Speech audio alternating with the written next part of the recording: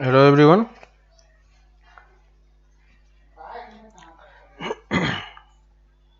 कोई डाउट किसी को?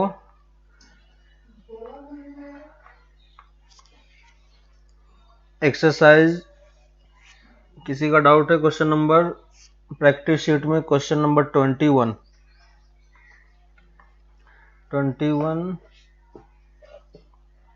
और एक्सरसाइज 3.1 में क्वेश्चन नंबर 1 का 2। ठीक है, तो 2 का 2।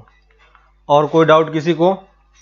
और किसी को कोई डाउट हो तो इसमें लिखते जाओ, तब तक मैं ये क्वेश्चंस देख रहा हूं। ठीक है, तो इसमें आते हैं, प्रैक्टिस शीट में आते हैं क्वेश्चन नंबर 21 में क्या बोल रहा है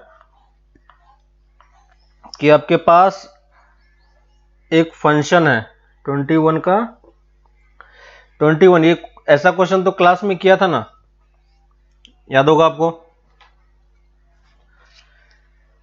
महक सेम क्वेश्चन क्लास में किया था, याद है? दो फंक्शन मैंने लिया था और दोनों फंक्शन को ऐड करके, सब्ट्रैक्ट करके, मल्टीप्लाई करके, डिवाइड करके बताया था, और उसका डोमेन कैसे लिखना है वो भी बताया था। तो क्वेश्चन नंबर 21 में यहाँ पे एफ एक्स क्या है, सेम इसी टाइप का क्वेश्चन आपके कॉपी में भी होगा, कॉपी में देखना आप। F X equal to X है ना, और हमें एफ प्लस जी एक्स निकालना है। तो एफ प्लस जी एक्स किसके इक्वल होता है? एफ एक्स प्लस जी एक्स के इक्वल है ना। और एफ एक्स की वैल्यू कितनी है? रूट एक्स, और इसकी वैल्यू कितनी है? एक्स, है ना। और आपको बताया था कि जब हम इसको रीडिफाइन करेंगे तो हमें क्या बताना पड़ेगा? इसका कॉमन डोमेन बताना पड़ेगा। तो इसका डोमेन कितना है? इसका डोमेन निकालना आता है, स्क्वायर रूट के अंदर की चीज है, तो क्या होगा? Greater than equal to 0। तो ये 0 टू इन्फिनिटी होगा, और ये पॉलिनोमियल है तो ये क्या हो जाएगा?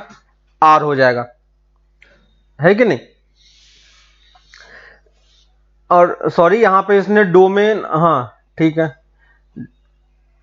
यहां पे इसने डोमेन में भी वही चीज डिफाइन किया हुआ है। देखो, आर प्लस यूनियन यूनियन 0 है ना। तो आर प्लस का क्या मतलब होता है?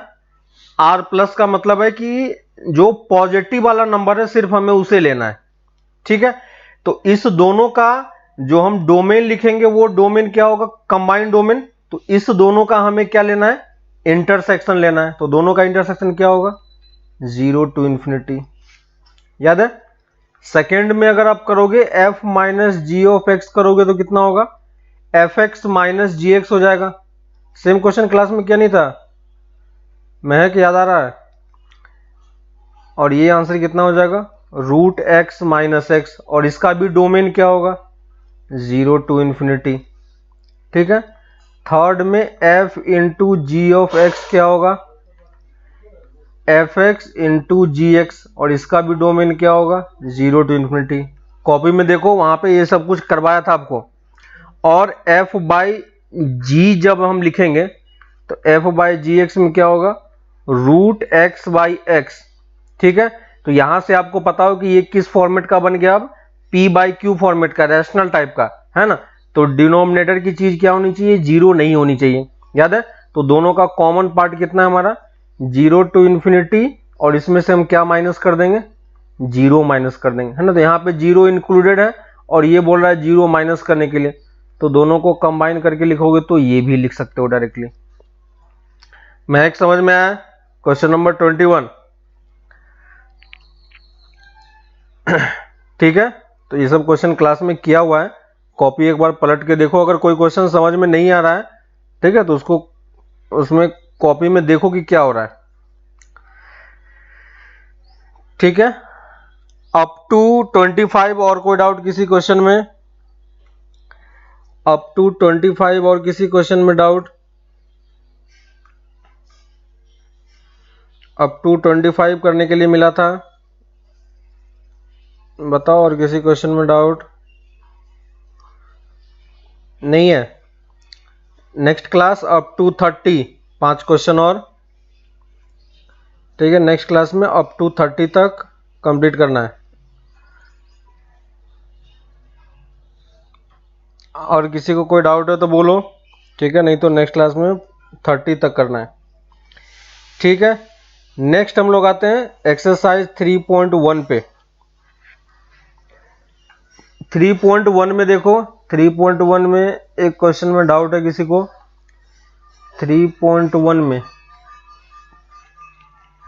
3.1 में क्या है, क्वेश्चन नंबर 1 का 2, 1 का 2 देखो, 1 के 2 में क्या है, सेम क्वेश्चन क्लास में करवाया आपको। माइनस है, नेगेटिव से कोई फर्क नहीं पड़ेगा, नेगेटिव होगा तो हम नेगेटिव में आंसर करेंगे। महक कर लोगे? 47 डिग्री 30 मिनट माइनस, देखो इसमें क्या है, minus 47 degree 30 minute. Same question तो क्लास में करवाया था। हमें इसे क्या करना है, रेडियन में कन्वर्ट करना है ना, रेडियन में ही कन्वर्ट करना है। और रेडियन में कन्वर्ट करने के लिए पहले हमें क्या करना पड़ेगा, सबको पहले डिग्री में कन्वर्ट करना पड़ेगा। तो डिग्री में कैसे कन्वर्ट करेंगे, ये तो ऑलरेडी डिग्री में है। 30 मिनट्स को डिग्री में कैसे कन्वर्ट करेंगे, तो क्या करना होगा, 30/60, याद है? तो ये कितना हो गया, हाफ डिग्री। क्लियर है? तो यानी अब अगर इसमें आप ऐड करोगे तो कितना हो जाएगा, -47 प्लस हाफ डिग्री। अब देखो मैं इसको ऐड करके लिख सकता हूं, अभी मैं इसको यहां पे ऐड नहीं कर पाऊंगा। क्यों? क्योंकि दोनों का यूनिट क्या है, अलग अलग है। तो पहले दोनों का यूनिट सेम बनाना है, ये कर लिया। और डिग्री को रेडियन में कन्वर्ट करना तो आता है, क्या करते हैं, π/180 से सिर्फ मल्टीप्लाई करते हैं। तो बस π/180 से मल्टीप्लाई करना है, बाकी कैलकुलेशन है। डिफरेंट डिफरेंट टाइप्स के हर एक टाइप का कन्वर्जन आपको क्लास में लिख के बताया, देखो एक बार कॉपी में। सेकंड में, सेकंड का सेकंड वाला पार्ट, सेकंड का सेकंड में नेगेटिव में डाउट हो रहा है क्या? महक, नेगेटिव में डाउट हो रहा है? नेगेटिव से कोई फर्क नहीं पड़ेगा। जैसे आपका पॉजिटिव में, नेगेटिव और पॉजिटिव क्या शो करता है, देखो साइन जो है, एंगल ये थीटा है, प्लस थीटा डिग्री, ठीक है, या माइनस थीटा डिग्री, ठीक है, और प्लस थीटा रेडियन, और यानी तो माइनस थीटा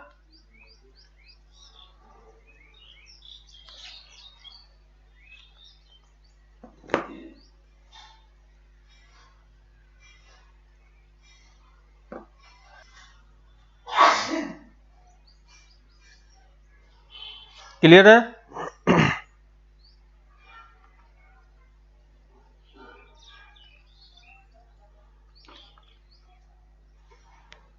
समझ में आ रहा है?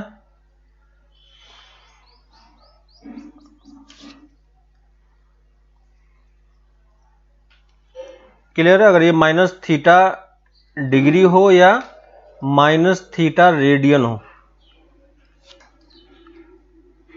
ठीक है, माइनस थीटा डिग्री हो या माइनस थीटा रेडियन हो, तो क्या करेंगे, माइनस थीटा डिग्री हो या माइनस थीटा रेडियन हो, तो देखो यहां पे नेगेटिव साइन आपका बताता है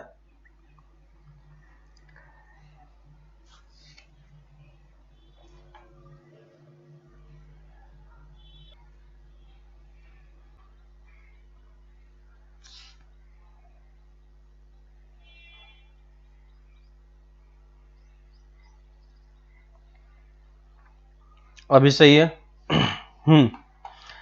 तो मैं यहां बोल रहा था कि यहां पे जो आपका नेगेटिव साइन होता है ना, तो देखो यहां पे डिग्री हो या रेडियन हो उससे कोई फर्क नहीं पड़ता, ठीक है, डिग्री हो या रेडियन से कोई फर्क नहीं पड़ेगा। ये पॉजिटिव साइन हमें क्या बताता है कि आपका जो एंगल का मेजरमेंट है वो किस डायरेक्शन में है, एंटी क्लॉकवाइज डायरेक्शन, ठीक है, एंटी क्लॉकवाइज डायरेक्शन है ना। और ये नेगेटिव साइन क्या बताता है, नेगेटिव साइन क्या बताता है, क्लॉकवाइज डायरेक्शन। क्लियर है? महक समझ में आ रहा है? अब जो तुम्हारा डाउट है क्वेश्चन नंबर 2 में -4 है ना, तो -4 है तो कुछ भी नहीं लिखा हुआ है, इसका मतलब वो क्या लिखा हुआ है, -4 रेडियन है, ठीक है। तो नेगेटिव साइन से कोई फर्क नहीं पड़ता, आप सिंपली क्या करो, पहले +4 को कन्वर्ट कर लो, है ना, +4 को आप क्या करो, कन्वर्ट कर लो, और उसको फिर माइनस ऐड कर दोगे तो वो क्या बन जाएगा, नेगेटिव में बन जाएगा ना, तो नेगेटिव साइन से कोई फर्क नहीं पड़ेगा। तो मैं यहां पे देखो नेगेटिव साइन लिख रहा हूं, ये रेडियन में है, तो रेडियन से पहले हमें किस में जाना पड़ेगा, हमें किस में कन्वर्ट करने के लिए बोल रहा है, इसमें बोल रहा है रेडियन को डिग्री में कन्वर्ट करना है ना। तो देखो इसको जब डिग्री में कन्वर्ट करोगे तो क्या होगा, -4 इंटू किससे मल्टीप्लाई करना पड़ेगा, 180 बाई पाई से। ठीक है, तो बस आप सिंपली 180 बाई पाई से मल्टीप्लाई करो, और यहां पे पाई की जगह पे हम क्या पुट कर देंगे, 22/7। याद है, तो यहां पे 22/7 पुट कर दो, आपका आंसर आ जाएगा। ठीक है, आंसर में अगर मान लो क्वेश्चन में आंसर में अगर मान लो उसने डिग्री, मिनट और सेकंड में भी दिया हुआ है, तो भी आप इसको कन्वर्ट कर पाओगे। डाउट है, आगे सॉल्व करना पड़ेगा। आंसर किस फॉर्मेट में दिया हुआ है, डिग्री रेडियन में, डिग्री मिनट और सेकंड में दिया हुआ है, या किस में डाउट आ रहा है, सो बताओ। सिंपल कन्वर्जन ही तो है। ये हमारा क्या हो गया, डिग्री हो गया, और ये किस में है, रेडियन में है। महक बताओ डाउट क्या आ रहा है इसमें।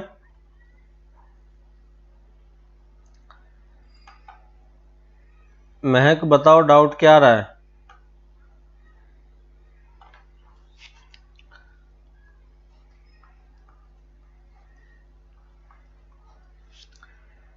और किसी को किसी क्वेश्चन में डाउट, और किसी को किसी क्वेश्चन में डाउट है,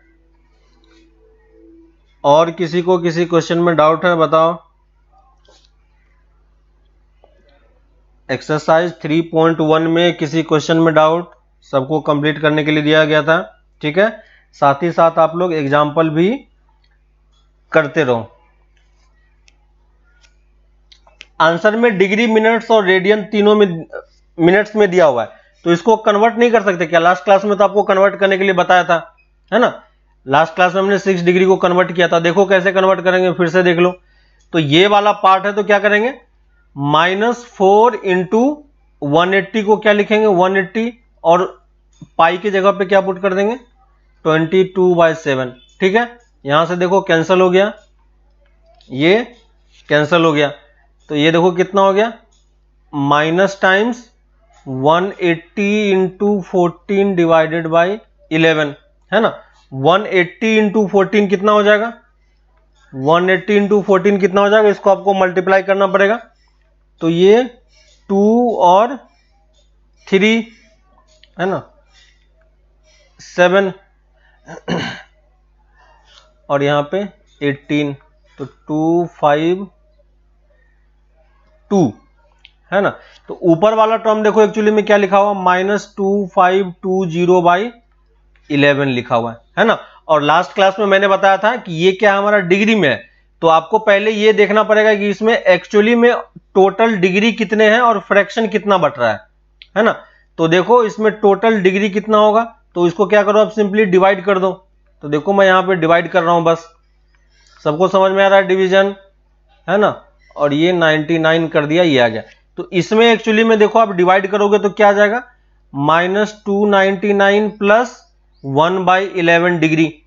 समझ में आ रहा है, इसको मैं इस तरीके से भी ब्रेक कर सकता हूं, और यहां से आपको समझ में आ रहा होगा कि इसमें से 229 डिग्री तो क्या अलग है, और प्लस 1/11 डिग्री है, तो 1/11 जो है वो क्या है, 1 से कम है, तो 1 से कम है तो इसको हम किस में कन्वर्ट कर लेंगे, मिनट्स में, है ना। तो कितना हो गया, 60/11।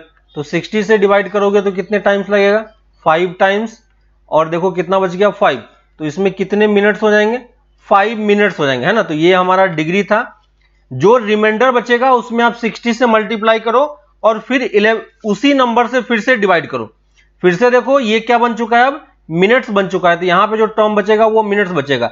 ये जो बच गया 5, है ना, ये इससे कम है, अब डिवीजन नहीं होगा, तो इस 5 को आप फिर से 60 से डिवाइड करो तो किस में कन्वर्ट हो जाएगा, ये सेकेंड में। और इसको फिर से आप 11 से डिवाइड कर दो तो कितना हो जाएगा, 8 और 7, तो ये कितना हो जाएगा, 27 सेकेंड।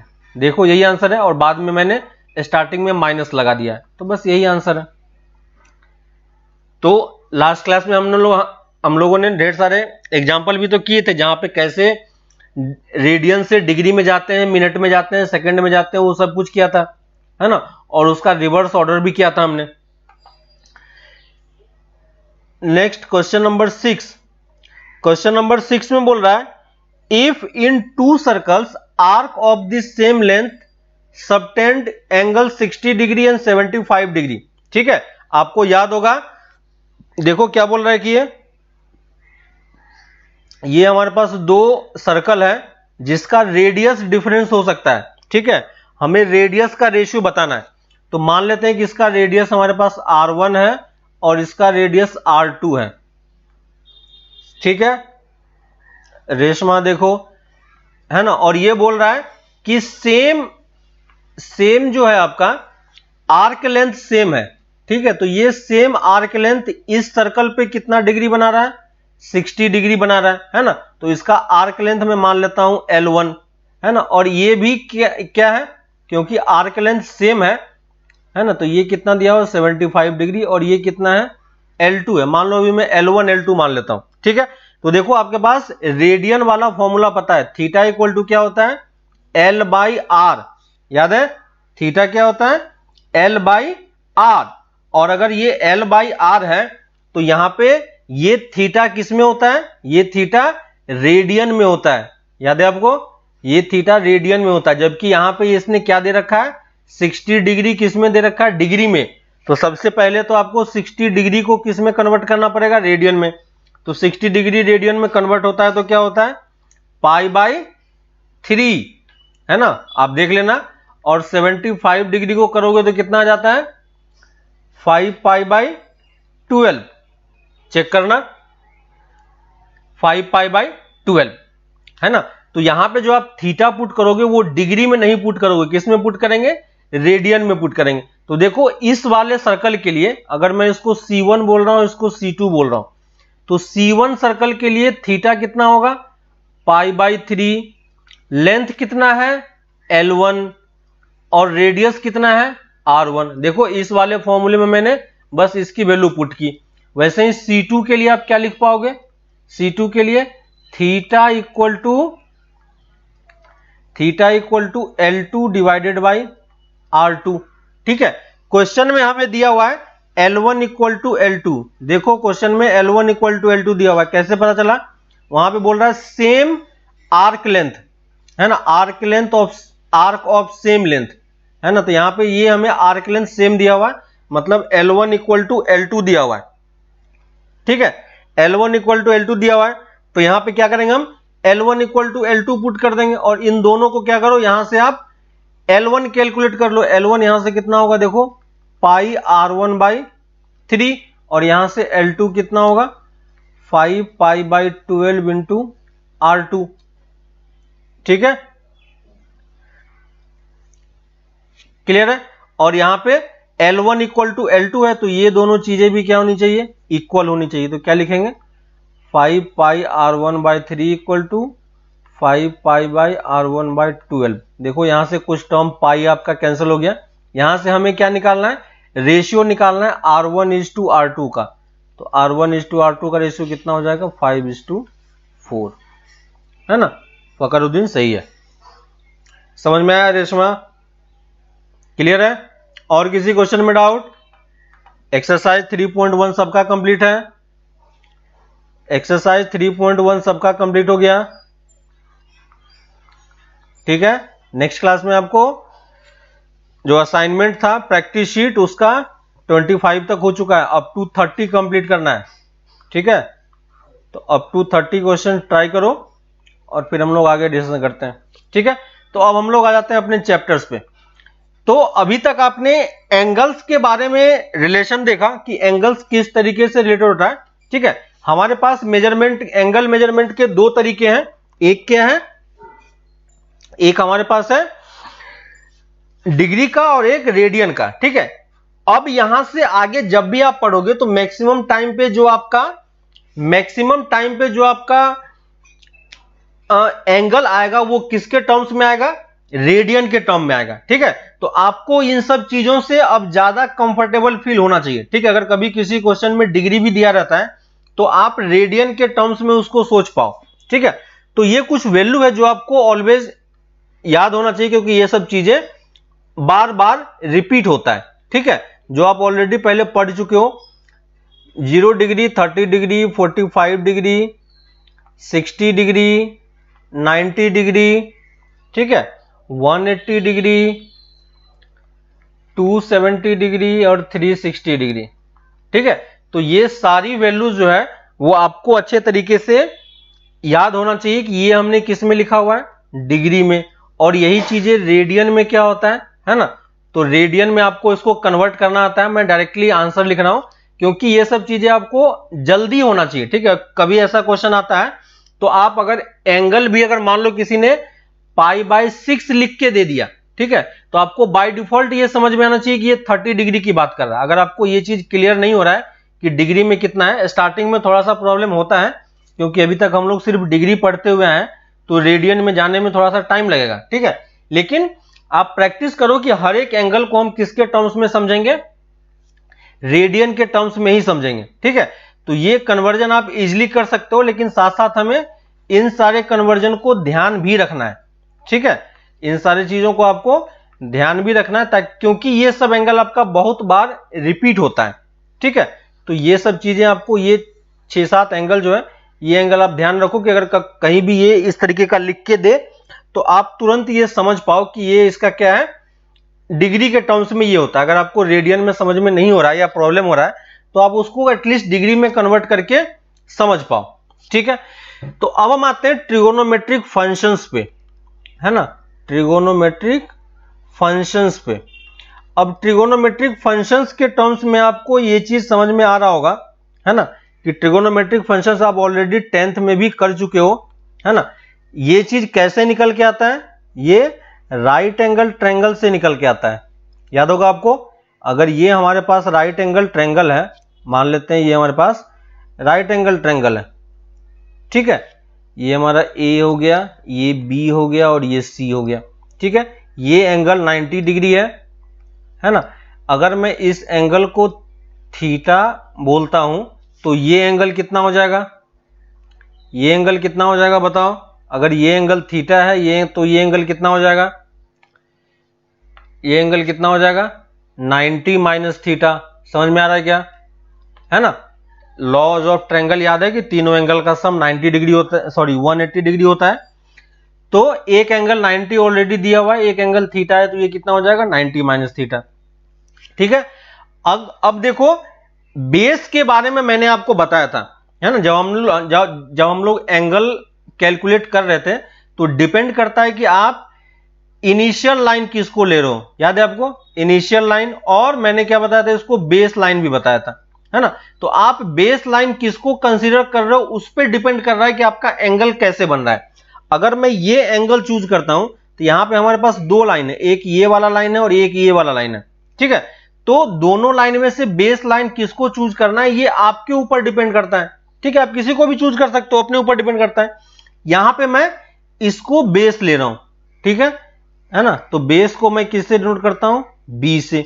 ठीक है, तो ये बाय डिफॉल्ट क्या बन जाएगा, इसका हाइट बन जाएगा। समझ में आ रहा है, ये बाय डिफॉल्ट क्या बन जाएगा, हाइट बन जाएगा, है ना। और ये वाला क्या बन जाएगा, हमारा हाइपोटेनस बन जाएगा। क्लियर है, ये क्या बन जाएगा, हमारा हाइपोटेनस बन जाएगा। तो राइट एंगल ट्रायंगल में आप इस टाइप का लेंथ वगैरह देख चुके हो। अब यहां पे हमारे पास ट्रिगोनोमेट्रिक फंक्शन में 6 टाइप के ट्रिगोनोमेट्रिक फंक्शन होते हैं। कौन कौन सा होता है, साइन थीटा, है ना, अगर मैं यहां से एंगल ले रहा हूं तो कॉस थीटा और टेन थीटा। याद है, और अगर कोई आपसे ये पूछता है कि साइन थीटा की वैल्यू इस रेशियो के टर्म्स में क्या होगा, तो आप बता पाओगे क्या, रेशियो के टर्म्स में अगर कोई आपसे पूछता है कि साइन थीटा की वैल्यू कितनी होगी तो क्या लिखोगे आप, क्या बताओगे साइन थीटा की वैल्यू। अगर कोई आपसे रेशियो के टर्म्स में पूछता है कि साइन थीटा की वैल्यू कितनी होगी तो क्या बताओगे, क्या बताओगे। तो साइन थीटा क्या होता है, हाइट डिवाइडेड बाय हाइपोटेनस, इसको हम क्या लिख सकते हैं, h बाई पी। क्लियर है, कॉस थीटा की वैल्यू किसके इक्वल होगी, तो ये कितना हो जाएगा, b बाई पी। क्लियर है, और टेन थीटा किसके इक्वल होगा, h बाई बी। क्लियर है सबको? क्लियर है सबको? यहां पे किसी को कोई डाउट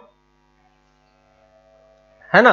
तो यहां से आपको हर एक टर्म का रेशियो पता होता है कि रेशियो हम कैसे निकालते हैं ना, और ये सब चीज आपने 10th में किया हुआ है, तो इसको मैं डिटेल में उतना नहीं जा रहा हूं कि कैसे आता है ना। और इसी के साथ हमारे पास 3 और फंक्शन थे। एक क्या होता है कॉसेक थीटा, एक क्या होता है सेक थीटा, एक क्या होता है कॉट थीटा, है ना। और ये तीनों चीजें क्या होती है, ये तीनों चीजें इसका रिवर्स होता है। तो कॉसेक थीटा क्या होता है P by H, sec theta क्या होता है P बाई बी, और कॉट थीटा क्या होता है B बाई एच। क्लियर है सबको? है ना। तो ये हमारे पास क्या है 6 ट्रिगोनोमेट्रिक फंक्शन है ना। ये हमारे पास क्या है 6 ट्रिगोनोमेट्रिक फंक्शन, 6 ट्रिगोनोमेट्रिक फंक्शन। अब यहां पे फंक्शन वर्ड क्यों यूज हो रहा है आपको समझ में आ रहा है, क्योंकि ये चीज हमने फंक्शन वाले चैप्टर में आपको ग्राफ प्लॉट करके बताया था कि ये फंक्शन होता है, इसलिए हम क्या लिखेंगे Ritika sine P by H होता है या क्या होता है साइन थीटा क्या होता है हाइट बाई हाइपोटेनस। यहां पे देखो वो फॉर्मूला भूल जाओ कि P बाई एच होता है H बाई P होता है। यहां पे देखो मैंने H P B किसको लिया है ना। तो ये देखो ये क्या होता है ये बेस होता है ना। इसको हम क्या बोलते हैं हाइट। क्लियर है? तो आपको हमेशा हाइट और बेस के टर्म में सोचना है। बेस हम इसको क्यों बोल रहे हैं क्योंकि मैंने थीटा ये लिया हुआ है। अगर मैं ये वाला थीटा लूंगा तो ये वाला पार्ट हमारा क्या बन जाएगा बेस बन जाएगा, और ये वाला पार्ट क्या बन जाएगा हाइट बन जाएगा। ठीक है? तो क्योंकि मैंने थीटा ये लिया हुआ है तो साइन थीटा की वैल्यू क्या होती है हाइट बाई हाइपोटेनस। क्लियर है? कॉस रितिका समझ में आया? जो कन्वेंशन आपने पढ़ रखा है वो कन्वेंशन उस ट्रायंगल के लिए था जहां पे P और H का डेफिनेशन अलग अलग था, है ना। वहां पे हम सिंबल ही तो है, सिंबल आप किसी को कुछ भी बोल सकते हो। फकरुद्दीन समझ में आ रहा है? P बाई एच होगा या H बाई P होगा साइन थीटा, इसमें किसी को डाउट हो रहा है H बाई P होगा या P बाई एच होगा? डिपेंड करता है कि आपने ट्रायंगल क्या लिया हुआ है। ठीक है? अगर मैं ट्रायंगल ये ले लेता हूं, देखो अगर ये आपके पास ये ट्रायंगल है, ये सोचो यहां पे ये मेरा 3 है, ये मेरा 4 है, ये मेरा 5 है, और ये एंगल मेरा थीटा है। तो अगर कोई आपसे यहां पे पूछता है कि साइन थीटा की वैल्यू कितनी होगी तो क्या बताओगे? यहां पे बताओ अगर कोई इस वाले पार्ट में पूछता है कि साइन थीटा की वैल्यू कितनी होगी तो क्या बताओगे? यहां पे P बाई एच या H बाई P क्या होगा? कुछ भी होगा? नहीं होगा, क्योंकि ये नंबर्स के टर्म में है। तो जब आपको साइन थीटा लिखना होगा तो आप किसको किसको डिवाइड करोगे? इसको और इससे डिवाइड करोगे, है ना। और ये क्या होता है हाइट होता है। तो यहां पे देखो मैंने इसी को हाइट लिया हुआ था यहां पे। क्लियर है? रितिका समझ में आ रहा है ना। तो जो आपने 10th में पढ़ा था वो भी सही है, गलत नहीं है, लेकिन उसमें जो आपने ट्रायंगल ड्रॉ किया होगा उसमें आपने अलग अलग सिंबल यूज किया होगा। ठीक है? यहां पे गिवन ट्रायंगल के कॉरस्पॉन्डिंग जो सिंबल यूज होगा उसके कॉरस्पॉन्डिंग हम आंसर बोलेंगे। तो यहां पे जो आपको साइन थीटा की वैल्यू बतानी होगी वो कितना बताएंगे 4/5 बताएंगे, है कि नहीं? क्योंकि हाइट बाय हाइपोटेनस ये होता है। अब इसने हाइट को H बोल रखा है, हाइपोटेनस को P बोल रखा है, बेस को B बोल रखा है, क्या फर्क पड़ता है मुझे उससे, है कि नहीं? अगर कल को ये B को इस बेस लाइन को अगर वो H बोल देता तो मैं H बाई कॉस थीटा की वैल्यू में क्या लिखता फिर H बाई P लिखता, है ना। तो सिंबल से कोई फर्क नहीं पड़ता कि क्या है, बस कौन सा सिंबल कौन सा ट्रायंगल है, बस हमें उस पर थोड़ा सा फोकस करना है। ठीक है? तो ये 6 ट्रिगोनोमेट्रिक फंक्शंस होते हैं, है ना, और आपको इसके बारे में अच्छे तरीके से आइडिया है। यहां पे आपको हमें यह ध्यान देना है कि एक चीज यहां पे रिलेशन और होता है जो आपको ऑलरेडी पता है। कॉसेक थीटा की वैल्यू किसके इक्वल होती है? कॉसेक थीटा की वैल्यू 1 बाई साइन थीटा होता है, याद है। सेक थीटा की वैल्यू क्या होती है? सेक थीटा की वैल्यू 1 बाई कॉस थीटा होता है ना। और कॉट थीटा की वैल्यू क्या होती है? कॉट थीटा की वैल्यू क्या होती है? 1 बाई टेन थीटा होता है। क्लियर है? समझ में आ गया?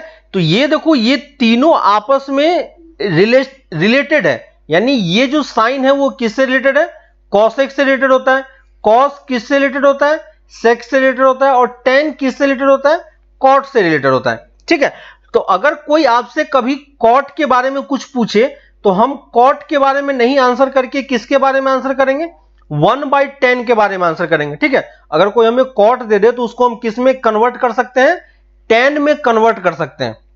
आ रही बात समझ में, ये क्या है आपका कन्वर्जन है, ये आपका कन्वर्जन है ना। तो कॉसेक को आप साइन में कन्वर्ट कर सकते हो, सेक को आप कॉस में कन्वर्ट कर सकते हो, कॉट को आप 10 में कन्वर्ट कर सकते हो। तो ओवरऑल अगर आप देखोगे यहां पे ट्रिगोनोमेट्रिक फंक्शन में, तो एक्चुअली में हमारे पास कितने फंक्शन है, एक्चुअली में हमारे पास 3 ही फंक्शन है, साइन कॉस और 10 ही है कि नहीं। अगर कोई हमसे कॉसेक सेक और कॉट में कोई क्वेश्चन पूछता है तो हम उसको कन्वर्ट करके फिर से कहां पे जा सकते हैं, साइन कॉस 10 में जा सकते हैं। ये चीज समझ में आया सबको, है ना।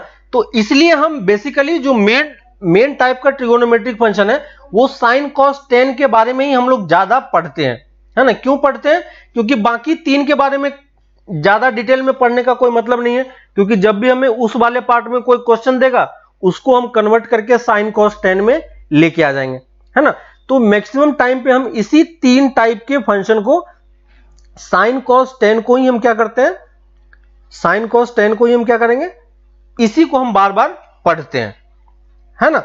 तो अब आपको 10th में, है ना, 10th में आपने ये चीज देखा होगा कि 10th में आपने कुछ एक टेबल क्रिएट किया था, याद है आपको, एक टेबल क्रिएट किया था, है ना।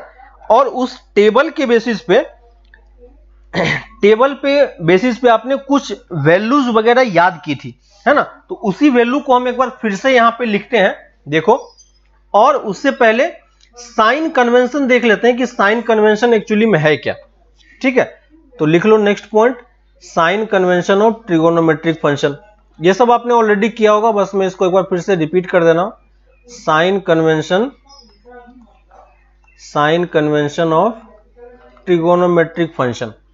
ठीक है, तो sign convention of trigonometric function का क्या मतलब है कि क्योंकि हम इस वाले को हम एक्स वाई प्लेन में प्लॉट करते हैं, है ना, किस में प्लॉट करते हैं, एक्स वाई प्लेन में प्लॉट करते हैं। तो ये हमारा x हो गया, ये y हो गया, ये -x हो गया और ये -y हो गया। ठीक है, और आपको पता है कि क्योंकि ये एक्स वाई प्लेन है तो इसको कितने क्वाड्रेंट हमारे पास होते हैं, 4 क्वाड्रेंट होते हैं, याद होगा आपको। इसको हम बोलते हैं फर्स्ट क्वाड्रेंट, इसको हम बोलते हैं सेकेंड क्वाड्रेंट, इसको हम बोलते हैं थर्ड क्वाड्रेंट और इसको हम बोलते हैं फोर्थ क्वाड्रेंट। ठीक है, साइन कन्वेंशन ये बोलता है कि जो भी हमारे पास ट्रिगोनोमेट्रिक फंक्शन है, कौन कौन से ट्रिगोनोमेट्रिक फंक्शन है, साइन है, कॉस है, टेन है, कॉट है ना, कॉसेक है और सेक है। ये जो हमारे पास 6 ट्रिगोनोमेट्रिक फंक्शन है, ये 6 ट्रिगोनोमेट्रिक फंक्शन अलग अलग क्वाड्रेंट में पॉजिटिव नेगेटिव आंसर करता है ना। तो फर्स्ट क्वाड्रेंट में क्या होता है, ये जितने क्वाड्रेंट ट्रिगोनोमेट्रिक फंक्शन है ये सिर्फ मैं पॉजिटिव वाले के लिए लिख रहा हूं। इसमें क्या होता है, ऑल पॉजिटिव होता है ना। इस वाले फर्स्ट क्वाड्रेंट में क्या होता है, फर्स्ट क्वाड्रेंट में ऑल पॉजिटिव। ठीक है, सेकेंड वाले में कौन सा पॉजिटिव होता है, साइन एंड, याद होगा आपको ये सब, साइन एंड कॉसेक, ये क्या होता है, पॉजिटिव होता है। ठीक है, थर्ड क्वाड्रेंट में कौन सा पॉजिटिव होता है, tan and cot positive. 10th में आप लोगों ने ये किया था, याद है आपको। और इस वाले में कौन सा पॉजिटिव होता है, कॉस एंड सेक पॉजिटिव। ठीक है, तो मैं बस पॉजिटिव के बारे में बोल रहा हूं। ऑल पॉजिटिव के लिए मैं ए यूज कर रहा हूं, ए मतलब हो गया ऑल।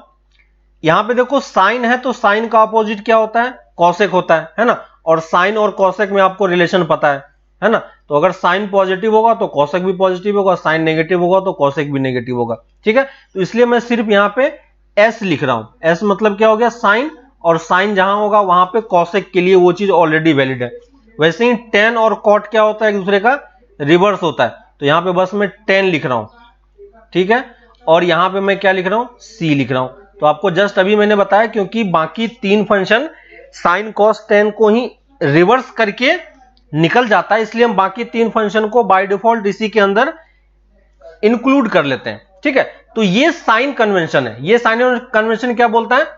ASTC। ASTC का मतलब क्या हो गया कि फर्स्ट क्वाड्रेंट में ऑल पॉजिटिव। ठीक है, फर्स्ट ASTC। ठीक है, ये क्वाड्रेंट के हिसाब से मैंने यहां पे नाम दिया हुआ है। ये पहला क्या है? फर्स्ट क्वाड्रेंट है ना, ये क्या है हमारा फर्स्ट क्वाड्रेंट, ये क्या है सेकेंड क्वाड्रेंट, ये थर्ड क्वाड्रेंट और ये फोर्थ क्वाड्रेंट। ठीक है, और ये क्वाड्रेंट का मतलब क्या होगा? फर्स्ट क्वाड्रेंट में क्या होगा आपका?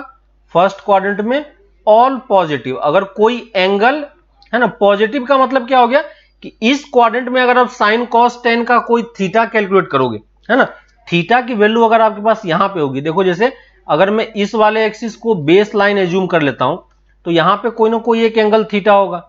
ठीक है, तो ये थीटा कितना है? 90 डिग्री से कम है। तो जब 90 से कम होगा तो आपको कितना मिलेगा? सारा टर्म क्या मिलेगा? पॉजिटिव मिलेगा।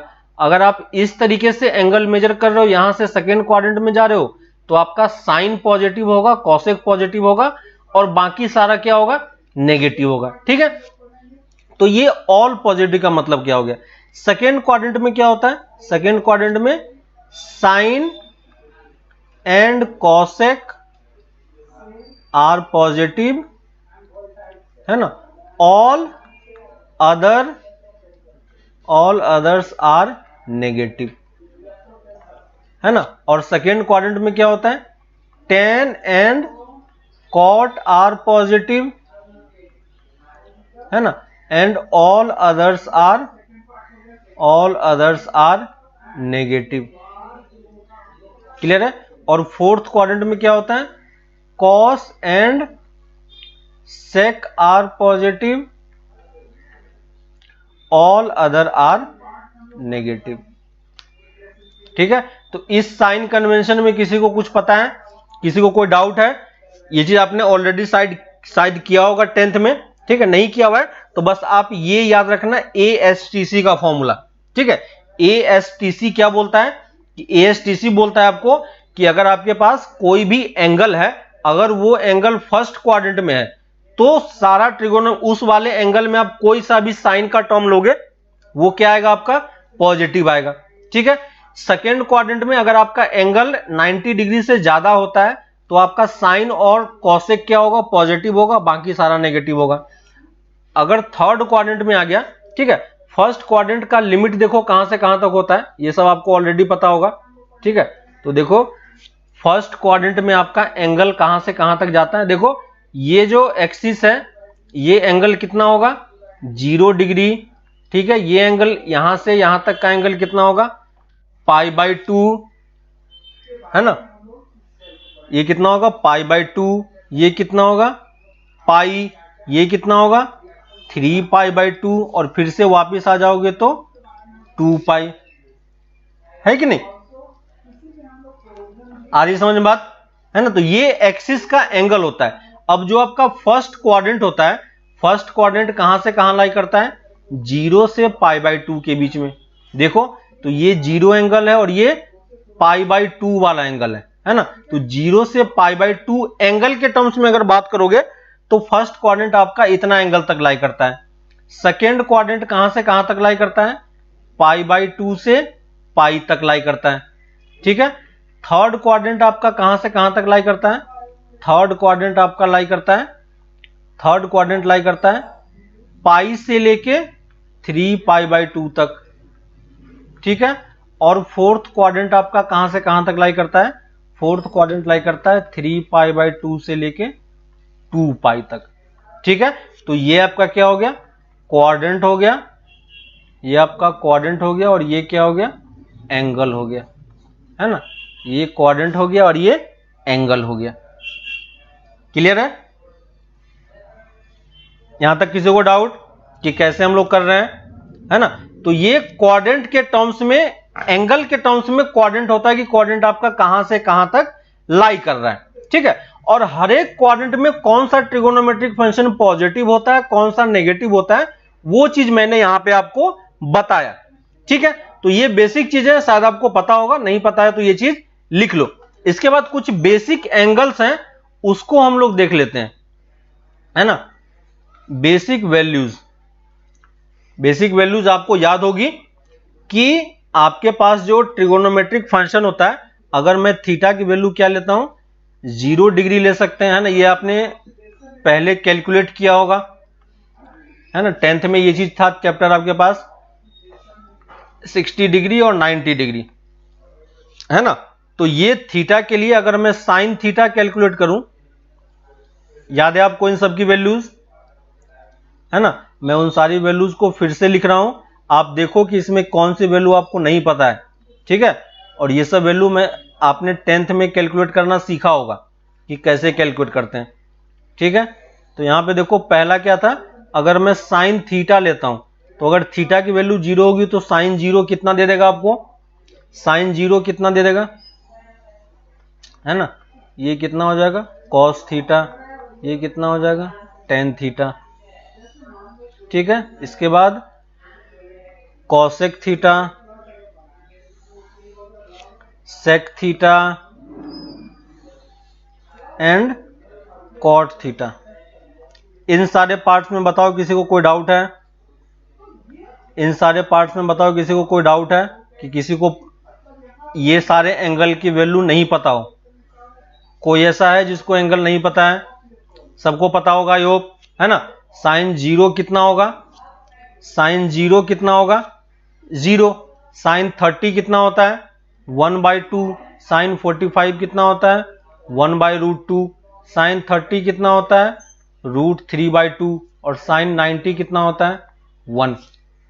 क्लियर है सबको, सबने 10th में ये चीजें वैल्यू कैलकुलेट की होगी आप लोगों ने, ठीक है।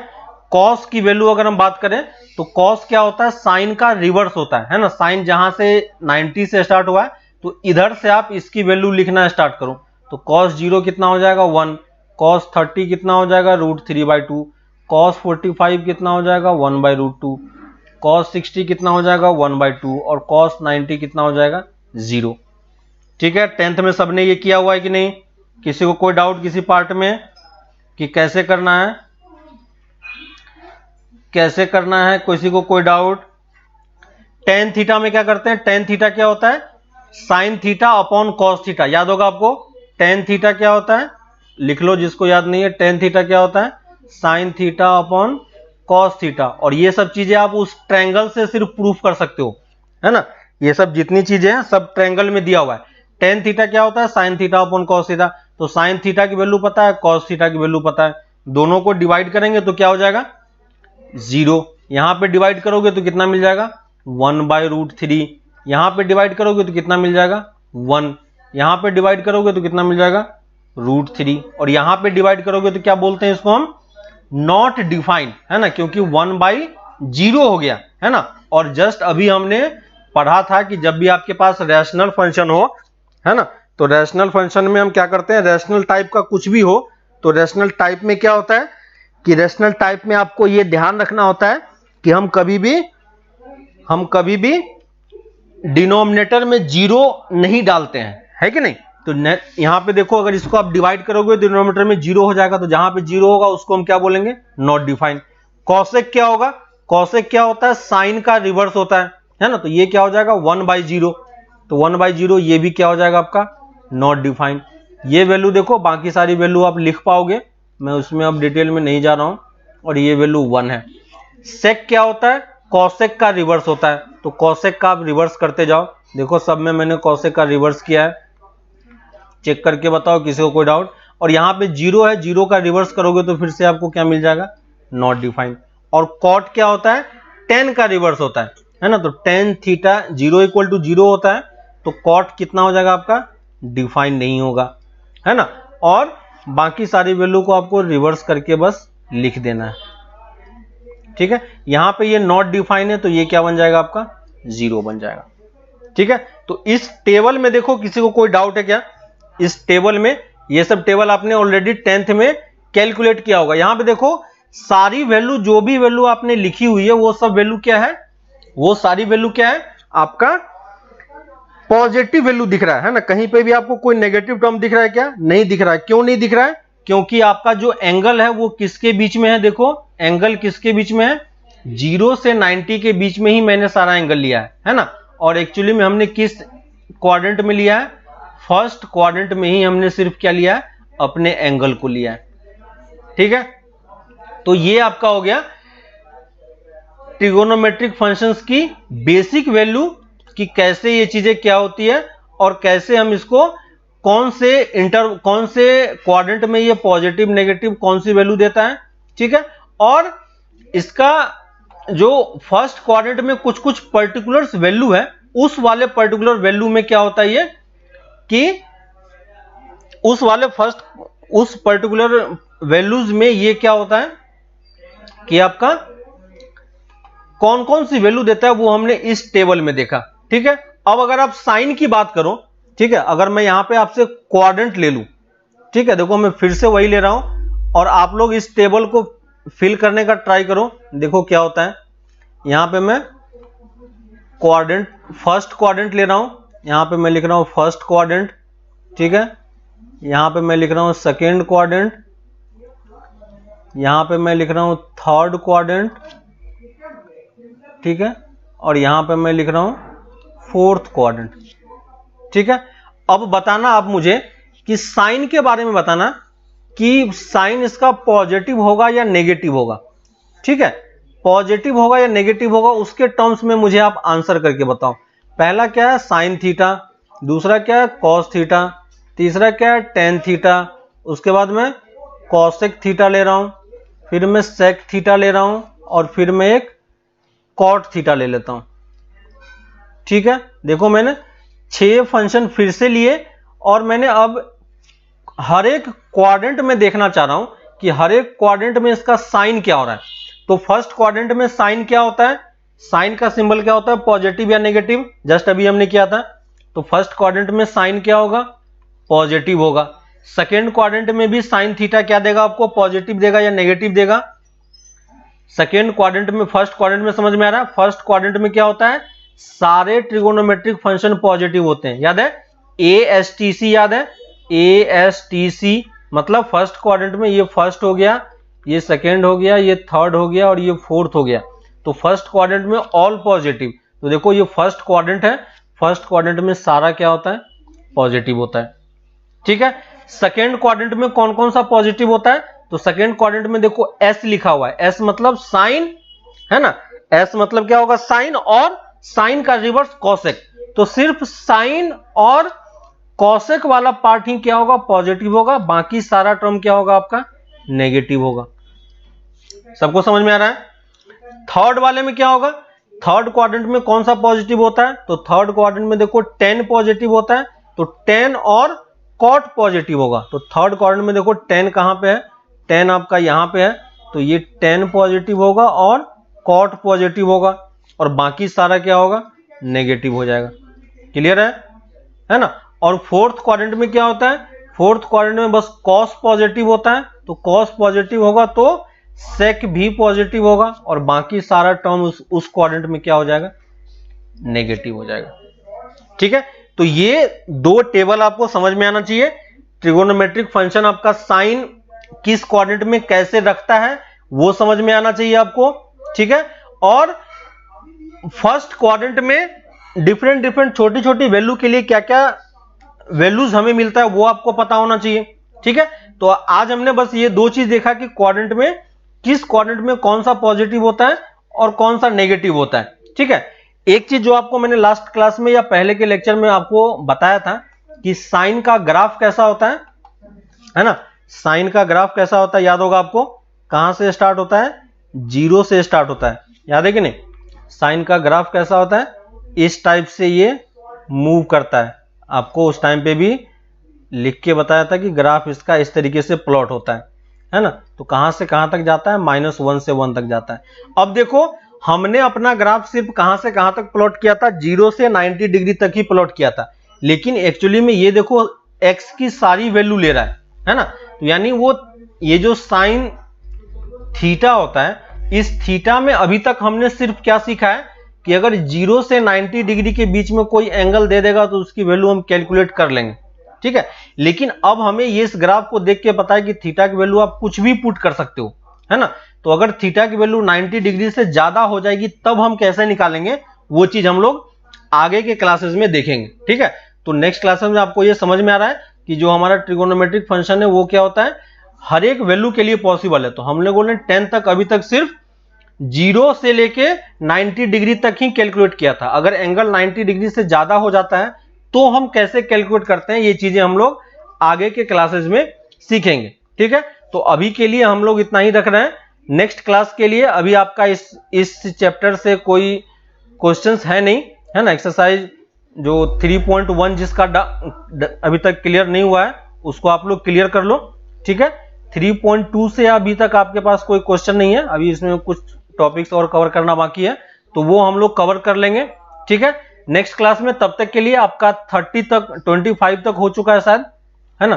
25 तक आपने कर लिया, उसके बाद 10-11 क्वेश्चन और है। ठीक है, तो आपके पास इस वाले चैप्टर में कोई होमवर्क नहीं है, तो नेक्स्ट आपको प्रैक्टिस शीट में, है ना, नेक्स्ट आपको प्रैक्टिस शीट में अप टू 36, ठीक है, अप टू 36 मतलब आपने 25 तक कर ही लिया है ना। तो 26 to 36 10 क्वेश्चन और है आपके पास, ये क्वेश्चन आप ट्राई करो। ठीक है, तो नेक्स्ट क्लास में हम आपका प्रैक्टिस शीट ऑलमोस्ट कंप्लीट हो जाएगा। ठीक है, तो उसके बाद फिर हम लोग आगे इसको कंटिन्यू करेंगे। ठीक है, तब तक आप ये लोग ये चैप्टर प्रैक्टिस करो, फिर हम लोग मिलते हैं नेक्स्ट क्लास में। ओके, चलो बाय।